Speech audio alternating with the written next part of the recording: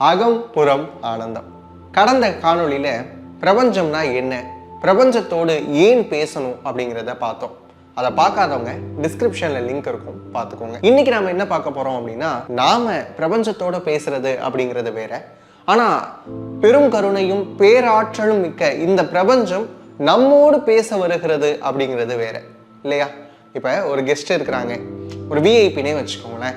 அந்த விஐபி கிட்ட நீங்க போய் பேசுறது அப்படிங்கிறது ஒரு விதம்னா, அந்த விஐபியை உங்ககிட்ட வந்து பேச வராங்க, ஆனா உங்களுக்கு அவங்க கம்யூனிகேட் பண்ண வரதே தெரியாம இருக்கு அப்படின்னு சொன்னா அது அறியாமை தானே, அது இக்னோரன்ஸ் தானே.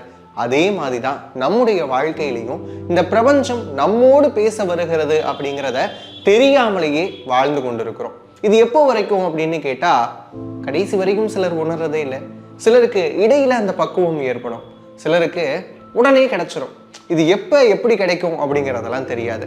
ஆனா இந்த மாதிரியான அறிகுறிகள் உங்க வாழ்க்கையில நடக்குது அப்படின்னு சொன்னா, இந்த பிரபஞ்சம் உங்களோடு பேச வருகிறது அப்படிங்கிறதுக்கான சிம்டம்ஸா நீங்க எடுத்துக்கலாம். அது என்ன அப்படின்னு கேட்குறப்ப, முதல் விஷயங்க, ஏதாவது ஒரு பிளேஸ்க்கு போறீங்க, ஒரு வெக்கேஷனே போறீங்க அப்படின்னு வச்சுக்கோங்களேன். ஒரு ஹில் ஸ்டேஷனா இருக்கலாம், இல்லைன்னா ஒரு கடற்கரை பகுதியா இருக்கலாம். அந்த மாதிரியான எங்கோ ஒரு இடத்துக்கு போறீங்க, அது கோயில்னு இல்லை, ஏதோ ஒரு இடத்திற்கு போறீங்க அப்படின்னா அந்த இடத்துல ஒரு விதமான நிசப்தம் இருக்கும். உங்களுடைய மனசு அந்த இடத்தினுடைய வைப்ரேஷன்ஸை உணர ஆரம்பிக்கும். அந்த வைப்ரேஷனோட நீங்களும் கலந்து போயிருவீங்க. அது என்னன்னே தெரிலங்க, எவ்வளவோ கவலை இருந்தது, ஆனா இந்த இடத்துக்கு வந்ததுக்கு அப்புறம் மனசுல இருக்க கவலையெல்லாம் அப்படியே குறைஞ்ச மாதிரியே இருக்கே அப்படின்னு சில சொல்லி நீங்க கேள்விப்பட்டிருக்கலாம். அந்த மாதிரியான இடம் எது அப்படிங்கிறத கண்டுபிடிங்க. எந்த இடத்துல உங்களுடைய மனசு லயித்து போகிறதோ, இல்லை எந்த இடத்துல உங்களை நீங்களே மறந்து போறீங்களோ, அந்த இடத்தில் உங்களுக்கான பாயிண்ட் சோர்ஸ்ல இந்த யூனிவர்ஸ் கம்யூனிகேட் பண்ண வருதுன்னு அர்த்தம். அது ஒரு ஹில் ஸ்டேஷனா இருக்கலாம், இல்லைன்னா வந்து பாத்தீங்கன்னா ஒரு கடற்கரையா இருக்கலாம். அப்படின்னு சொல்றதை விட உங்களுக்கு புரியுற மாதிரி சொல்லணும் அப்படின்னா, புத்தன், அதாவது சித்தார்த்தனா இருக்கக்கூடிய புத்தன் எந்த இடத்தில் ஞானம் பெறுகிறான் அப்படின்னு கேட்ட உடனே எல்லாரும் சொல்லிடுவீங்க, போதி மரத்துக்கு அடியில புத்தன் ஞானம் பெற்றான் அப்படின்னு சொல்லி. இப்படி யோசிச்சு பாருங்களேன், அது ஒரு புளிய மரத்துக்கு அடியிலையோ, ஒரு புங்க மரத்தினுடைய நிழல்லையோ, இல்லை ஒரு மாமரத்துக்கு அடியிலே கூட இது நிகழாம போயிருக்குமா என்ன? ஆனா என்ன அப்படின்னு கேட்டீங்கன்னா, இந்த யூனிவர்ஸ் ஒரே நேரத்துல ஒரு பாயிண்ட் சோர்ஸ்ல அந்த போதி மரத்துக்கு அடியில ஒரு வைப்ரேஷன்ஸை கிரியேட் பண்ணியிருக்கு. அந்த வைப்ரேஷன்ஸும் புத்தனுடைய நான் யார், என்னுடைய உலகம் எது அப்படிங்கிற தேடலுக்கான வைப்ரேஷனும் ஒரே நேரக்கோட்டு பார்வையில குவியக்கூடிய அந்த தருணத்துல தான் சித்தார்த்தன் புத்தனாக மாறுறான். இதே மாதிரிதான் நம்முடைய வாழ்க்கையில நம்முடைய மனசுல இருக்கக்கூடிய ஏகப்பட்ட கவலைகள் இருக்கலாம். அத்தனை கவலைகளையும் மறந்து ஆன்மாவிற்கான ஆனந்தம் எங்கு கிடைக்கிறதோ அதுதான் உங்களுக்கான பாயிண்ட் சோர்ஸ்.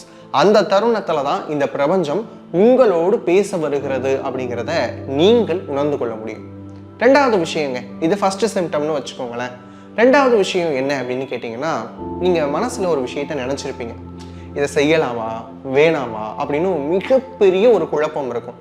செஞ்சா நல்லா இருக்குமே, ஒருத்தர்கிட்ட வந்து எனக்கு பணம் வர வேண்டியது இருக்கு, அது எப்போ வரும், இல்லை இந்த செயலை நான் செஞ்சேன்னா அது பிஸ்னஸாகவே இருக்கட்டுமே, அது ப்ராஃபிட்டாக இருக்குமா இல்லை லாஸாக இருக்குமா அப்படின்னு நீங்கள் ஒரு விஷயத்த யோசிச்சுக்கிட்டே இருக்கீங்க. அவள் யோசிக்கிறப்ப நீங்கள் எந்த விஷயத்த யோசிக்கிறீங்களோ அது எதுவானாலும் இருக்கட்டும், நீங்கள் மனசில் நினைக்கிற சில விஷயங்கள்னு வச்சுக்கோங்களேன், அந்த விஷயங்களுக்கு தோதான வார்த்தைகள் இருக்கும்ல, அதுக்கு ரிலேட்டடான வேர்ட்ஸ் இருக்கும்ல, அந்த வேர்ட்ஸ் உங்கள் காதில் வந்து விழுந்துக்கிட்டே இருக்கும். எங்கே போனாலும் நீங்கள் அதற்குரிய இடங்களுக்கு தான் போயிருக்கணும்னு அவசியம் இல்லைங்க.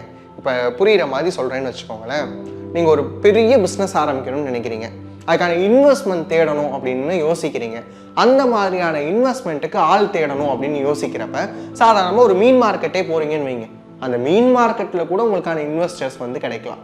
அதுக்கான வேர்டிங்ஸை வந்து இந்த பிரபஞ்சம் உங்களுக்கு கொடுத்துக்கிட்டே இருக்கும்.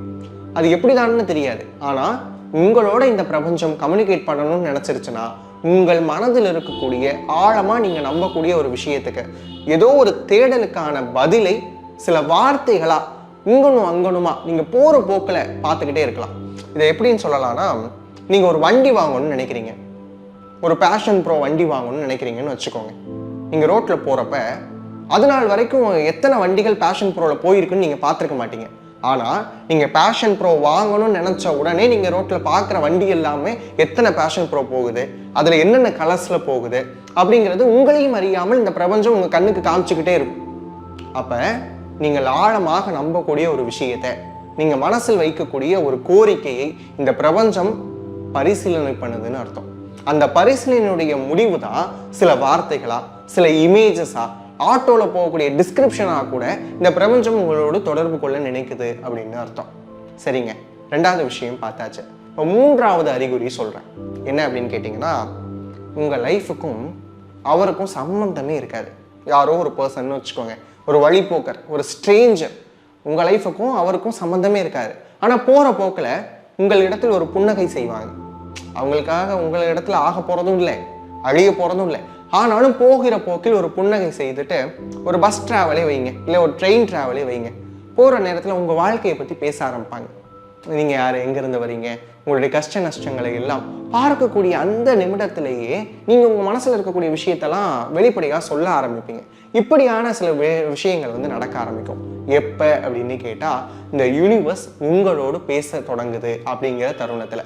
இது என்னங்க, எல்லார் வாழ்க்கையிலையும் நடக்க தானே செய்யும். ஒரு பஸ் ட்ராவல் போகிறோம், இல்லை ட்ரெயின் ட்ராவல் போகிறோம், பக்கத்தில் இருக்கவங்ககிட்ட கொஞ்சம் நேரமாவது பேசுவோம். அப்படிங்கிறப்ப அப்படி கிடையாதுங்க.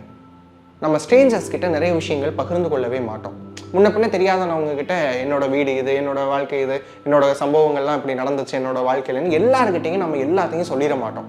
ஆனால் இந்த பிரபஞ்சம் உங்களோடு பேச தொடங்குது அப்படின்னு சொன்னால், அந்த ஸ்ட்ரேஞ்சர்ஸ் மூலமாக நிறைய விஷயங்கள் உங்களுக்கு கிடைக்கப்பெறும். அந்த மாதிரியான தருணத்தில் நீங்கள் என்ன உணர்ந்து கொள்ளலாம் அப்படின்னு கேட்டிங்கன்னா, இந்த பிரபஞ்சம் உங்களோடு பேச தொடங்குது அப்படிங்கிறத நீங்கள் உணர்ந்து கொள்ளலாம். ஃபோர்த்து சிம்டம் என்ன அப்படின்னு கேட்டிங்கன்னா, எதர்ச்சியாக நம்ம வீட்டில் இருக்கக்கூடிய நாய்களாக இருக்கலாம், பூனைகளாக இருக்கலாம். இல்லைங்க, நான் தெருவில், நான் எங்கள் வீட்டில் எதுவும் பெட்ஸ் வளர்க்கலை அப்படின்னு சொன்னால், தெருவில் இருக்கக்கூடிய நாயாக இருக்கலாம், மற்ற ஜீவராசிகளாக இருக்கலாம், அது எதுவானாலும் இருக்கலாம், பறவைகளாக இருக்கலாம். அந்த பறவைகள், நாய்கள், பூனைகள், இந்த மாதிரியான உயிரினங்கள் கிட்ட இருந்து எதிர்பாராத விதமாக உங்களிடத்தில் ஒரு அன்பு கிடைக்கும். திடீர்னு நீங்கள் ரோட்டில் நடந்து போகிறீங்க அப்படின்னா, நாய்கள் வந்து என்ன பண்ணுவோம் அப்படின்னா, பின்னாடியே வாலாட்டிக்கிட்டே வரும். பூனையாக இருந்தீங்க அப்படின்னா உங்களுடைய காலை சுற்றியே வரும். பறவைகள் எங்கிருந்தாவது உங்கள் வீடை நோக்கி வர ஆரம்பிக்கும். அது புறாவாக இருக்கலாம், என்ன பறவையானாலும் இருக்கலாம். இந்த பிரபஞ்சம் உங்களோடு பேச தொடங்குது அப்படிங்கிற அந்த தருணத்தில் இந்த பிரபஞ்சத்தில் இருக்கக்கூடிய மற்ற ஜீவராசிகள் உங்கள் மீது அன்பு செலுத்த ஆரம்பிக்கும். இதை எப்படிங்க நாங்கள் நம்புறது அப்படின்னு கேட்டால், இந்த பிரபஞ்சத்தில் இருக்கக்கூடிய விஷயம் நமக்கானது மட்டும் அல்ல. இந்த பிரபஞ்சம், அதை மட்டும் நீங்கள் உணரணும். இந்த பிரபஞ்சம் எனக்கானது மட்டும் அல்ல அப்படிங்கிறத நீங்கள் எப்போது உணர்றீங்களோ அப்போ இந்த பிரபஞ்சம் பேசுறது உங்களுக்கு கண்டிப்பாக கேட்கும். இந்த பிரபஞ்சத்தில் ஏகப்பட்ட உயிரினங்கள் இருக்கு. அத்தனை உயிரினங்களும் இந்த உலகத்தில் அவரவர்களுக்கான வாழ்க்கையை வாழதான் போறாங்க. இந்த உலகத்தில் இந்த பிரபஞ்சம் என்பது அனைவருக்கும் ஆனது அப்படிங்கிறத நீங்க உணர்றீங்க அப்படின்ற தருணத்துல பெட்ஸா இருக்கலாம், மற்ற ஜீவராசிகளா இருக்கலாம், உங்களிடத்தில் அன்பு செலுத்த தொடங்கும். இதுதான் அந்த ஃபோர்த் சிம்டம். இதை விட இந்த ஃபிஃப்த் சிம்டம், ஒரு அல்டிமேட்டான சிம்டம் என்ன அப்படின்னு கேட்டிங்கன்னா, பொதுவாக இந்த பாட்டு எல்லாருமே கேட்டிருப்பீங்க, உள்ளத்தில் நல்ல உள்ளம் உறங்காது அப்படிங்கிற பாட்டை. இது உண்மைதாங்க. 3 மணிக்கு மேலே, அதிகாலை 3 மணிக்கு மேலே உங்களுக்கு தூக்கமே வராது. இது என்னங்க, எனக்கு மனசுல நிறைய கவலைகள் இருந்தது அதனால தூக்கம் வரல அப்படிங்கிறது வேற. இல்லைங்க, நான் 3 மணிக்கு தான் போய் தூங்கவே போறேன், 4 மணி ஆயிடுது அப்பதான் நான் போய் தூங்கவே போறேன் அப்படிங்கிறது வேற. இங்க ஆழ்நிலை தியானத்தில், ஆழ்நிலை தூக்கத்தில் இருக்கும் போது கூட, தியானம் என்பதும் தூக்கம் என்பதும் கூட ஒண்ணுதான் என்ன கேட்டா. அப்ப ஆழ்நிலை தூக்கத்தில் இருக்கும் போது கூட திடீர்னு 3 மணிக்கு முழிப்பு வந்துடுது, 3:05க்கு முழிப்பு வந்துடுது. அந்த 3 மணில இருந்து 4 மணிக்குள்ள எப்படியோ என்னை யாரோ எழுப்பி விட்ட மாதிரி எனக்கு முழிப்பு வந்துடுது அப்படின்னு நீங்க சொன்னீங்கன்னா, அந்த நேரத்தில் இந்த பிரபஞ்சம் உங்களோடு பேச தொடங்குதுன்னு அர்த்தம். இனி யாராவது 3 மணிக்கு எந்திரிச்சு உட்காந்தீங்க அப்படின்னு சொன்னா, இந்த பிரபஞ்சம் உங்களோட பேச தொடங்குதுங்கிறத நீங்க உணர வேண்டிய தருணம். இப்படியாக இந்த 5 சிம்டம் வச்சுக்கிட்டு இந்த பிரபஞ்சம் உங்களோடு பேச நினைக்குது அப்படிங்கிறத நீங்க புரிஞ்சுக்கலாம். இந்த 5மே என் வாழ்க்கையில நடக்கலைங்க, இந்த பிரபஞ்சம் என்னோட பேசுற அளவுக்கு நான் இன்னும் பக்குவப்படலை அப்படின்னு நீங்க சொன்னீங்கன்னா, இந்த பிரபஞ்சத்தோடு நாம் எப்படி பேச வேண்டும், என்ன மொழியில் பேச வேண்டும், இதை தான் அடுத்த பதிவுல பார்க்க போறோம். இன்பமே எய்துக. நன்றி, வணக்கம்.